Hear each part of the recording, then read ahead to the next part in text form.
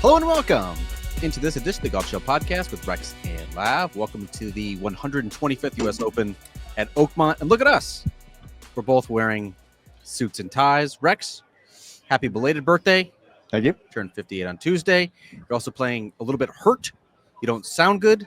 You don't feel good. What's going on at Golf's Toughest Test? Yes, I'm playing hurt. I'm glad you pointed out. I will say I did like a teledoc. Is that the way you would say it? Yes. Video doc, however it is. And whatever it is that they prescribed, and it's 2 nasal sprays. Woof! I feel like $1 million. I don't know what's in there, but I'm a big fan. Amazing technology. How did we not have this in our lives like 5 or 10 years ago? But yeah, anytime I get a sinus infection, which inevitably comes because I have 2 young kids, call up teledoc, get that thing knocked out real quick. All right, let's talk major storylines as we sit here on the eve of the year's 3rd major. Where do you want to go? Golf course? You want to go Rory sounding a little bit adrift? You want to go Scottie Scheffler being the prohibitive favorite? What's on your mind on Wednesday afternoon? Well, I think golf course, you and I just did a live from hit together. And when you start talking about this particular championship, we almost always start with the golf course. And I think it's even more so this week, simply because Oakmont is such a unique test. And I did speak glowingly about the idea that if you need a hype man for a major championship, there is no better hype man than John Bodenhammer, the chief championships officer of the USGA, when he talks about this golf course and it being a quote unquote cathedral and the 10th time the national championship is being played here. All of those things I appreciate. And as a golf fan, I'm looking forward to. You are an agent of chaos. I know all the reasons you're looking forward to this. So I can only imagine what you're going to say there.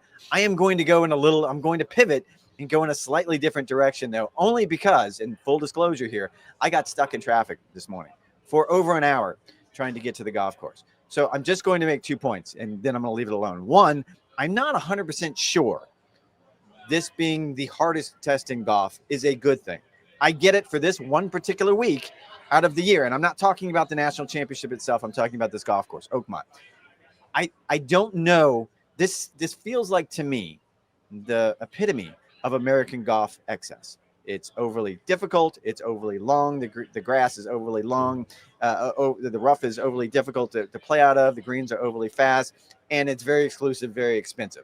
So we have had this conversation before. All of the things that made golf so special that they created in Scotland all those millennia ago, it seems like we have ruined here in the United States, and this is the epitome of that. When you look at, that's probably what's wrong with golf. What was Pinehurst last year then? The complete opposite, where it's accessible. Public golf course, it's at least somewhat affordable. I think it's somewhat playable. It's playable for a lot of skill levels, and obviously you get to number 2. You can make it as difficult as you want to. I get that. It's actually funny because they did like these drone tours of the front 9 and the back 9, obviously at Oakmont with Aaron Oberholzer and Paige McKenzie, and I just sort of sit there watching and listening as they go hole by hole and what makes it sort of the unique characteristics. And I had sort of a thought afterward, is that this is how every modern golf course architect should be thinking about what you're trying to do with the golf course. Forget about the club, forget about the exclusivity, forget about how difficult it is, forget about how expensive it is to join invitation only and all that. I'm talking about from a pure golf course design standpoint.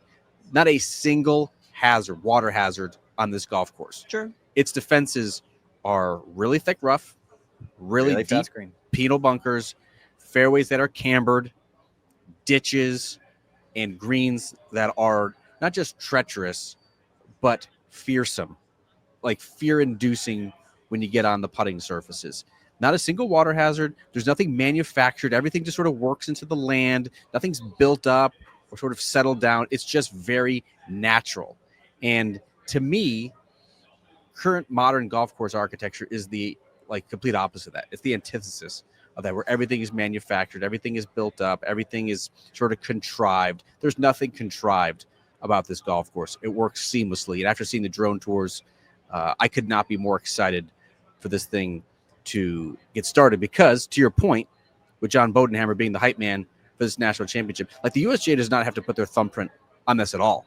You could let Oakmont be as it is. In fact, a lot of members will tell you they actually have it more difficult than when the U.S. Open comes to town, just regular, Wednesday play out here at Oakmont Country Club. They don't have to do anything, but I think there's a challenge of going to be threading the needle of challenging them, the best players in the world, without embarrassing them, because I think that could get out of hand pretty quickly too. Yes, and I appreciate the golf course. Please don't at me. I know this is a special place. There's a reason why it's hosted the national championship 10 times. I simply have an opinion when it comes to what it represents when it comes to American golf, that this seems like the height of excess. With all the things we kind of talk about sometimes, that maybe American golf doesn't get it quite right compared to what it started out as in Scotland. You and I have spent a good amount of time in the UK, and we appreciate what they have there, what they created. My bigger issue that you did not let me get to, however, is as a major championship venue. And I'm just going to throw this out there. As a major championship venue, and we ran into this the last couple of years. I think Brookline, we ran into it. I think Marion, we ran into it. Some places just are not equipped to host a major sporting event. I would argue the little sleepy town of Oakmont is probably one of them. There's a little tiny two-lane road that comes in and a little tiny two-lane road that goes out. And when it comes to hosting these events, and I will immediately point to the Orlando Magic and the Orlando Arena, where I live, have never hosted a major sporting event, not at least in the last 2 decades. They're just not a very good basketball team. However, they are built to host a major sporting event. They don't do it because they're not a good team. But my point is they could host the NBA Finals if they needed to. They have the infrastructure, they have the parking, they can figure it out. Augusta National has built something very special. They can host a major sporting event. I can keep going on and on down the list of places that, yes, you can pull this off in the modern era because there's a lot of infrastructure, there's a lot of traffic control, there's a lot of things that need to go into making this a truly special event. And I'm going to lean back into a point that I think I've made in the past, that as special as these classic venues are to the U.S. Open specifically, Marion, Brookline, here, maybe time has passed them by. Not as far as how far we hit the golf ball, and I'm sure we'll talk about that, but as a place and time to host a major sporting event, because I don't know that Oakmont is where I would pick to do something like this. 2 counters, actually 3 counters. Okay. Pittsburgh is a metropolis. It's a big city. We're not in Pittsburgh. But we're about 20, 25 minutes. I was on the 7 a.m. shuttle. I was an hour on Wednesday. I had zero trouble. 22, 23 minutes to get to the golf course. The second thing, which I think is important, is that Oakmont has established itself as what the USGA is calling one of these anchor sites, where they're going to head to these venerated golf courses more often. I think the next one is 2033 here, and that's on the books for sometime in 2040s.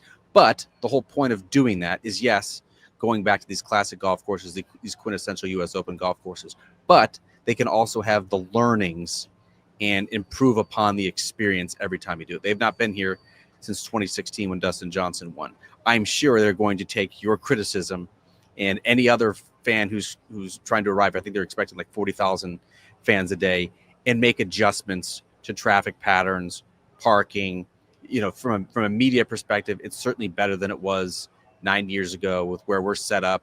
The driving range is exponentially better than it was, not just for our purposes, but for the players as well. So they're making these tweaks, and that's sort of the purpose of these anchor sites. You're going to have learnings from 2025 that they can apply from 2033. The thinking being it will only get better. It will only get bigger, most likely. It will only be a better experience for the players and, most importantly, for the fans.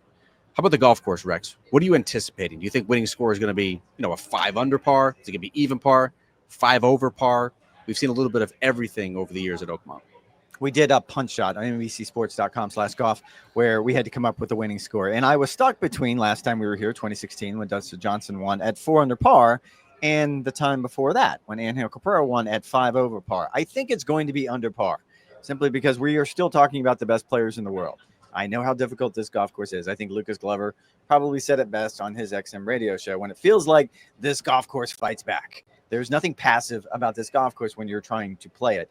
Rory McIlroy's comments yesterday during his press conference about he was here last Monday playing just a practice round, a scouting trip. He had to birdie the last 2 holes to shoot 81. So we know how difficult this golf course is, but it's on the softer side, which essentially widens the fairways a little bit, makes approach shots a little bit easier. And I don't think the greens are going to be quite as fast as maybe you anticipated. So I anticipate under par, but not by very much. Yeah, I'm with you. Sort of the similar line of thinking. Like when Rory had his outing, birding the last 2 holes to shoot 81, he said, the greens were cut, the hole locations were cut on 4 to 5 degree slopes. They're not going to do that in the U.S. Open with these speeds. It'd just be out of control. The rough was actually longer They've had the wettest month of May, I believe, in Allegheny County history. I think 13 inches of rain over the past 13 weeks. We had a dousing on Sunday, also a little bit of precipitation on Monday. It has been dry. It has been windy. It has been warm. Today's the warmest day of the week so far, about temperatures in the mid 80s. We're supposed to get that the next couple of days as well on Thursday and Friday before the forecast actually on the weekend looks quite dreadful. Close to an inch of rain on Saturday, rain on Sunday, rain if things do not go according to plan, rain on Monday as well. So I do think by Friday afternoon, Rex, we could have a situation where the golf course plays a little bit closer to what the USGA had hoped, a little bit closer to what we saw in 07, where the rough got a little bit less dense. It was a little bit more wispy. The greens were rock hard and baked. They were lightning, scary fast. I think that's what the USGA would like to see. I don't think we're necessarily going to get there. And if we do, it'd probably be just on Friday afternoon. But I think the word that I've heard most often from players is that it's playable, where, if you find the fairway, you're not necessarily in position to score, but you're in position to survive. You're in a position to endure. You're in a position to grind. And if you get out of position, you're looking at probably a half shot penalty just by finding the rough. It feels like a quintessential U.S. Open that way, where there's a premium on find the fairway, yes, but this golf course is so beefy and the greens are so hard, there also needs to be a combination of power and accuracy, because you still need to approach these greens with enough loft to be able to hold them.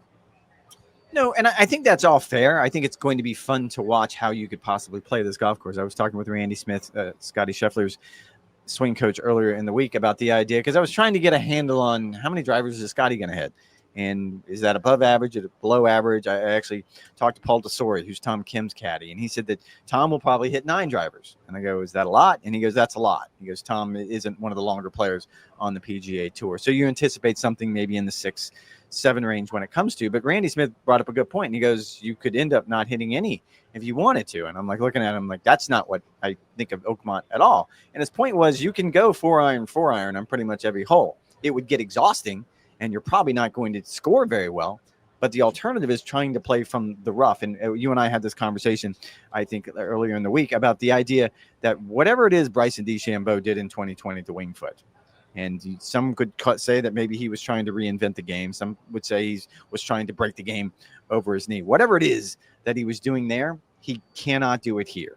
And it remains to be seen. I could be proven comically wrong on this particular front. But I don't see a Bryson DeChambeau type character, whoever that might be, standing on every tee, wailing away with driver and just playing it from wherever it lands, because I don't think that's going to be an option because of how thick the rough is. I think Johnson Wagner did a brilliant job last night pointing out that a lot of times when you get to this type of classic golf course that's going to demand so much from you off the tee, fairway bunkers are your friend. Where if you can end up there, that, well, at least I'm not in 5 inches of rough. At least I can get it to the green. That's not necessarily the case here. These fairway bunkers almost feel like pot bunkers in the UK, where you just can't advance it as far as you would like to. Sometimes you're stuck with a wedge or a 9-iron in your hand, and that's probably going to leave you 20, 30 yards short of the green. I keep coming back to one stat, and I said this last night on Live From. We are going to fixate on driving accuracy. Rory McIlroy, can he figure it out in time? Can Scottie Scheffler continue to do what Scottie Scheffler does? We're going to focus on GIR. Just get it on the green. Give yourself an opportunity. But if you go back to 2016, Dustin Johnson, he got up and down 75% of the time. 75% of the time he was able to scramble. The field average that week was 40. And so I think that's a better indication of what we'll end up seeing out of the champion than maybe what Bryson DeChambeau did in 2020 at Winged Foot. Yeah, you brought up Winged Foot. I think it's an interesting comp just because of the thickness of the rough, if you remember that week. Different time of year, and it is important. It was in September. Yeah. It was COVID. Yeah, I get it. But that was a unique test because those fairways became so hard to hit that no one was hitting them. And it became obvious that the best strategy was just hit it as far as you possibly could, have less club into the green. That way you could do what Bryson did, was basically hammer down on 9-irons, pitching wedges, gap wedges, etc., and just run them onto the putting surface. And he did that better than anyone. That is why, with the softer conditions that we have here at Oakmont, even with the cambers in the fairways, which a lot of slope from left to right and right to left, there's still going to be a premium on putting the ball in the fairway. Now, combining that with distance, you brought up scrambling and Dustin Johnson. I would argue that Dustin Johnson won the golf tournament in 2016 because of his driving. He led the field in driving distance. You look at Angel Cabrera, one of the longest drivers on the PGA Tour that year, one of the longest drivers in the field that week. Ernie Els, one of the longest drivers in the PGA Tour in 1994, one of the longest drivers that week at the U.S. Open. There has to be a combination. It can't just be sheer bashing and going and finding. Bryson DeChambeau, it admitted as much. I think it was even your question where he said that he did not anticipate just wailing away on driver 14 times. He's going to have to be more strategic. He's going to have to worry about placement. Now, if you're Bryson, it's going to bring up an interesting point because Bryson laying back with a 3-wood, even though it does go farther, he's A, minimizing his greatest advantage, which is his greatest weapon, which is his driving, and B, he's putting more emphasis and more importance on his approach play, which at least to this point in the major championships has been his greatest bugaboo and the reason why he has not won a major championship in 2025. No, and that's fair. I just think with the question that I asked Bryson had to do with he had made a mention of him getting comfortable on the tee, being fearless off the tee. And I think he was speaking more in general of just the way he wants to play the game. And the obvious question was, can you be fearless at Oakmont where there is so much trouble waiting? And because what you hear when you talk to players on the range, or what I have heard over the course of this week, is it just forces you to steer the ball a lot.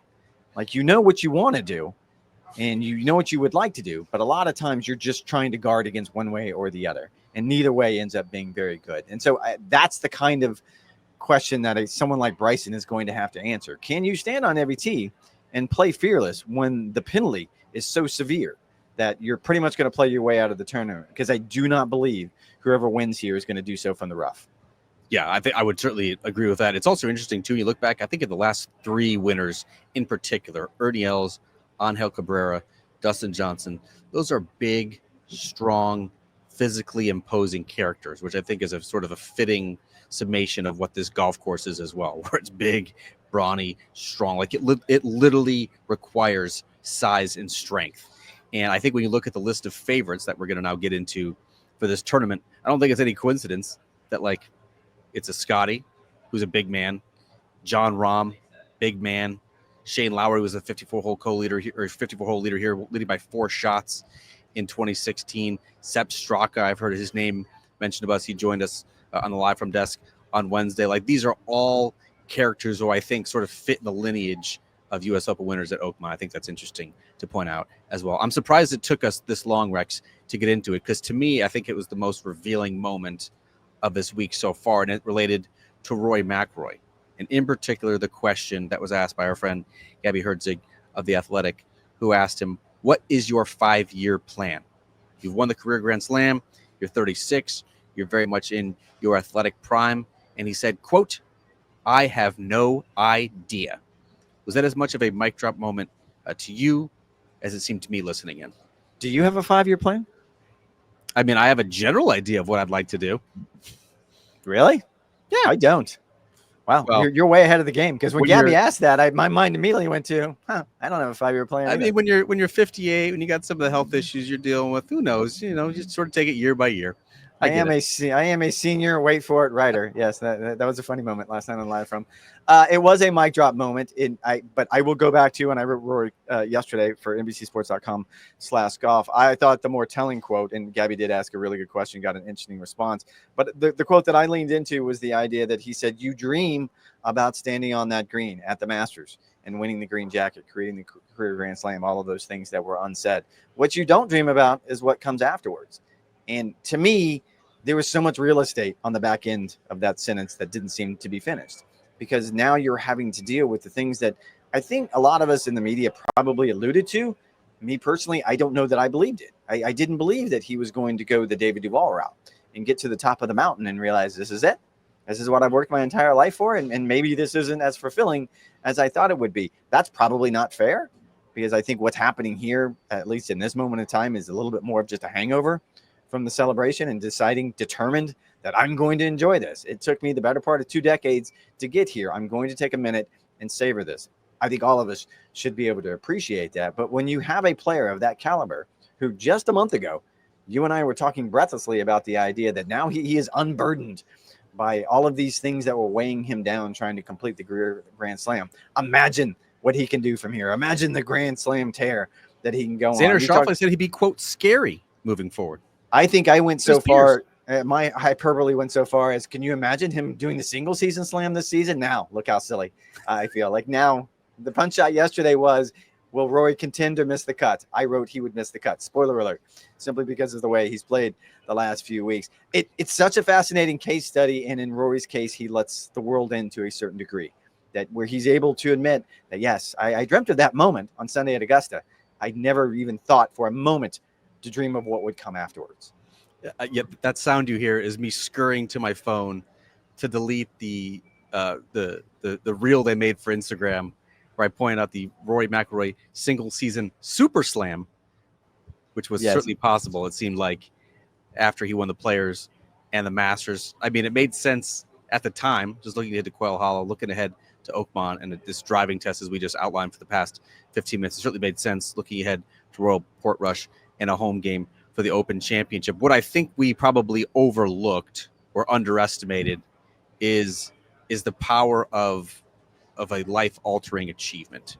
And if nothing else, I think Rory has been humanized over these past couple of months, because like very quickly after that Masters victory, even in his press conference immediately afterward, he was quick to point out that his is a very human, American story of here's a guy who failed and failed and failed, and yet he still put himself out there. He still kept trying, and look what happens when you do that. You can still achieve something great. Like he said, that message resonated over and over again. He received countless messages, not just from fans posting on social media, but other celebrities, actors, people in all walks of life who could resonate with that message of trying and failing over and over again until you eventually get over the line. I think that was a pretty human experience that he had at the Masters. Flash forward now 2 months and where we sit here at the U.S. Open, I also think he has been humanized because, to your point, he just had a life-altering achievement, something he's been trying to do for the past 30 years of complete the Grand Slam. He is now immortal. He is one of the legends of the game, and he's wondering, what next?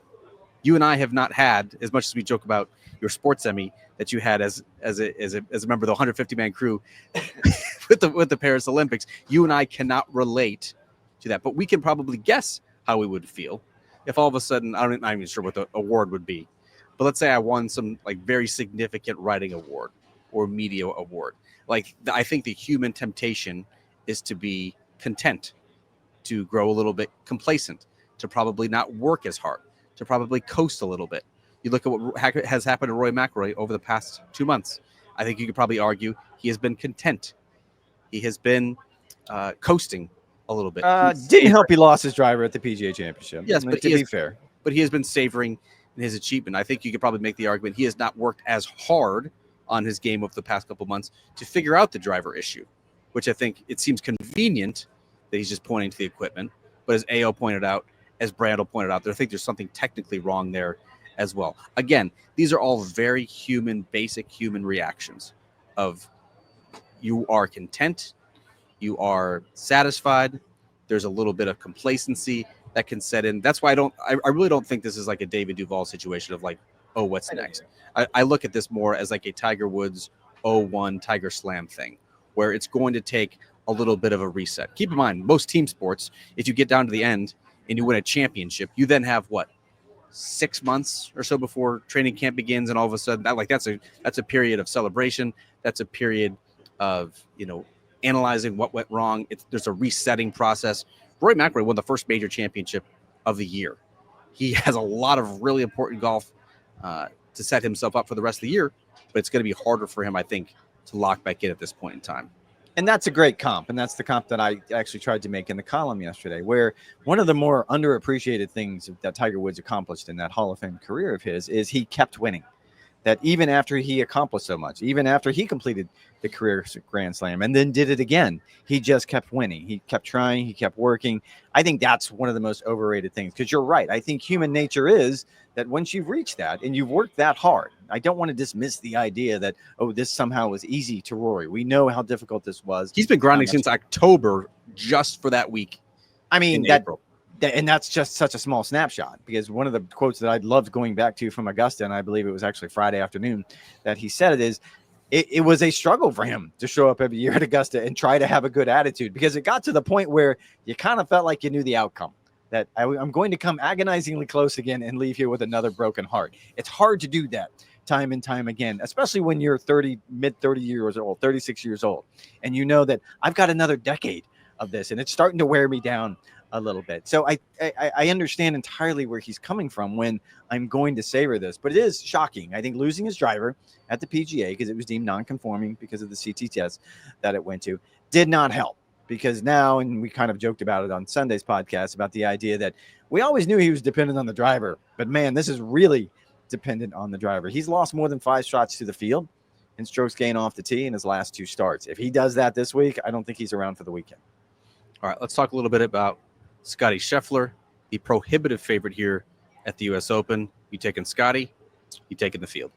I took Scottie in our punch shot. I'm not quite sure how good I felt, because the idea is, because of there's so much uncertainty with this golf course, because I think any player, including Scottie Scheffler, the greatest in the world right now by a large margin, can get into so much trouble so quickly at the blink of an eye and not really feel like you've hit bad shots. I was talking with one player earlier in the week that said, I was playing a hole and hit 3 good shots and then still did not make par. PGA Tour players don't do that. If they hit 1 good shot on a hole, they're probably going to make a par. So there's the fine line between success and failure on this golf course throws such a wrench into it that the only way to go was chalk. I understand why Vegas and the odds makers want to make him the easy favorite, but even for Scottie Scheffler, it's not going to take much to get the rails off. I agree with that. I also picked Scottie Scheffler to win this golf tournament. We all did. It wasn't a very good punch out question. Not a good punch out question. Sorry, Fred. Not your best work. I think you could make a compelling case for probably like a dozen other players, whether it's Jon Rahm, whether it's Bryson. I like Shane Lowry. I'll be interested to see how players like a Colin Morikawa, a Sepp Straka, a Russell Henley, all of whom are very even-keeled, all of whom are very good iron players, but all of whom are below average driving distance players, how they perform this week. You know, even though we've had an Ernie, an Angel, and a DJ win this golf tournament, you've also had players like Lauren Roberts, like Jim Furyk, like Andrew Landry, even Shane Lowry, the 54-hole leader. He was not very long at the time. You've had all of those players in the mix as well. Like, I don't think it's necessarily one style of play that can do it. However, when you make reasonable cases for all of those other players that I just mentioned, that's like with the caveat that Scottie's going to be off his game. And we have zero evidence over the past 2 months that Scottie is or will be off of his game. He's the best driver on the PGA Tour. He's the best iron player by miles. He is a top 5 scrambler on the PGA Tour. He has now developed into an elite putter. So you have all of those physical capabilities coupled with, I think, which are some pretty envy-inducing gifts as well, whether it's his grit and his bounce-back ability or his patience, the bogey avoidance. I mean, there's so many stats that portend a Scottie Scheffler victory at Oakmont. It would not surprise me, as I just predicted on Live From, that this thing could get, as we just saw at the PGA Championship, 4, 5, 6 shots very, very quickly as we get to the weekend. And the item I did on Monday's Live From alongside Todd Lewis had to do with the idea of last year going into the U.S. Open. It was one of those rare instances when Scottie admitted, this was his words, not ours, that he wasn't prepared for, to be fair, Pinehurst was a very unique test. It was not a normal U.S. Open venue. It wasn't a normal anything venue. What they've done there is pretty special and pretty different than what you play on a week in and week out basis. And it was clear over the course of that week that Scottie Scheffler ran into some situations that he wasn't prepared for. He hates that. He hates that so much, not being prepared for every possible contingency. This is an entirely different week. Speaking with Randy Smith, he got here early. He got here on Sunday, played 11 holes on Sunday, 9 holes on Monday. He's continued that pace through the week as we get closer to Thursday. The one thing that Randy pointed out that is probably going to separate him from the rest of the field, the ball striking, you're right, is always going to be phenomenal. And I think that goes without saying when it comes to Scottie Scheffler. The part that Randy said impressed him the most is how these greens bring out the artist in him. He said it really inspires him to kind of sit and study. It has a little bit of Augusta to it, where there's so much movement and so much undulation, and you can play longer putts, and there's going to be a lot of 40-footers on these greens this week. You can play them a bunch of different ways. There's just not one way to get from point A to point B. That brings out the best in Scottie Scheffler. So, A, He's prepared. Like, I don't think anything's going to get by him. I don't think he's going to be surprised by anything that happens. And when he's on and around the greens, which I think is a safe bet given his ball striking prowess compared to the rest of the field, I think he could possibly be brilliant. Yeah, I mean, these greens are so difficult that I don't think anyone's going to make putts. You look at the past winners here at Oakmont, putting has almost been sort of a throwaway stat. Greens in regulation is the most important stat. Every player who has won here has been at least top 3 in that particular category. Who's the best iron player by miles is Scottie Scheffler. I'm glad you brought up the U.S. Open last year at Pinehurst and sort of the lack of preparedness, to use his words, that he felt there in the Sand Hills of North Carolina. That was also, remember, Memorial had a different week. It was a week later. It was the week leading into the U.S. Open. So you had a brutal U.S. Open type test at Jack's Place directly in to a Pinehurst U.S. Open, which also has its own unique challenges. Not the same situation for Scottie Scheffler this time around. Obviously did not play last week in Canada, had his typical time off, took a couple of days to recover from Jack's Place, the difficult test at Muirfield Village, then got back into his typical intensity. I remember talking to Ted Scott at Quail Hollow after Scottie won the PGA Championship. He said Scottie is so difficult to work for on Monday, Tuesday, and Wednesday. His point being, this guy is so intense and is processing so much information that it just makes for really long days. But when he gets to Thursday, Scottie Scheffler does, and when Ted Scott does, like, it's just fun from there. Then it's just competing, it's grinding, it's trying to put together a score. But when Scottie Scheffler steps on the first tee or the 10th tee, I haven't even looked at where he's starting on Thursday, he feels completely prepared. That's where his comfort from. And other players find comfort in different ways, right? Bryson finds comfort from his equipment. Rory finds comfort from how he's hitting his driver. Scottie finds comfort in his process, in his preparation. I don't think there's any reason to think this will not be another great week for Scottie Scheffler. Before we get out of here, Rex, it's been a very special day to watch you in your element because you are an elder statesman here in the media center. You've had 2 wonderful scholarship award winners with the GWA, the Golf Writers Association of America. They've been shadowing you. You've been mentoring them. If anyone who is listening to this podcast is a future has future aspirations of getting into journalism, what have you been espousing early week at the U.S. Open? It was fun. 2 wildly impressive young man and a young woman, Amanda, who goes to Penn State, not far from here. She wants to go into the TV part of it. She does some TV work already at Penn State. So having the chance to take her on the live from set you were on earlier, having her a chance to see that, see how the process works, see how the sausage is made, because it's not always pretty. It is ugly. Yes. It's not pretty. The compound's gross and muddy, and you're usually yelling at an editor, Fabs, I'm talking to you. Like, you're usually getting yelled at, Fabs, I'm talking to you. So it's not exactly what you would expect. And then Aman, who is actually a professor at the University of Tennessee, wildly impressive young man. He wants to go into the history side of the game, and he's got some amazing ideas about some of the papers that he wants to write, some of the things he wants to explore in the game. Like, the way he sort of explained it to me is golf is reaching sort of the second half of its history. And it's time to revisit that first half of that history from a different lens. So it was fun to watch. I don't know if they learned absolutely anything. I did make one critical error, and it's only because of proximity. Eamon Lynch is close to us this week. Yes. And that did not go well. He had some nasty things to say about other media members. He had some nasty things to say about players. And I think the worst was, and finally, I'll just tell you this: don't trust any managers. And I was like, whoa, still, you can't disparage all of them, Eamon. Some of them are very good people. Oh God, that's just about the last person I would ever want aspiring journalists. It was not great. Come and meet. It's going to be a busy week. It already has been a busy week for you and I, Rex. We're on something called All Access on Thursday and Friday with Trey Wingo. Looking forward to doing that. You and I will be doing live from on the weekend on Saturday and Sunday before, of course, we do the full 52-minute edition for TV on Monday. You and I will also be doing mini pods after each and every tournament round. We're going to try to keep those 15, 20 minutes so they can hit your inboxes, they can hit your Spotifys, they can hit your YouTube channels, wherever it is you get your content. Of course, NBCSports.com/golf for all latest news, notes, and updates. We also have Brentley Romine here on site with us filing copy as well. It's going to be a great week here at the 125th U.S. Open. Appreciate you guys tagging along with us. Thanks for listening. Thanks for support. Talk to you guys Thursday night. What is in that nasal spray? Good gracious.